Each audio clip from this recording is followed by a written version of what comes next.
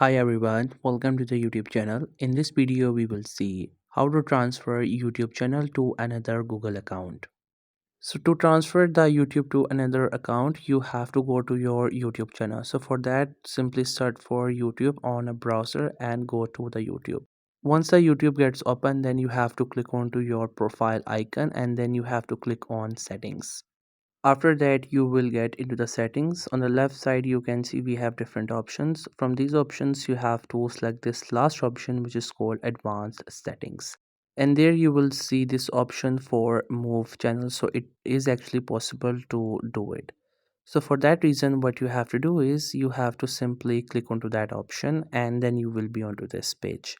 Now at the bottom, you will see this option, choose an account to move this channel to. So here you can see I have this account, but if you don't have this account, then you don't have to worry. You just have to simply add another account into this browser, like login with another email address, and after that you will see the name here.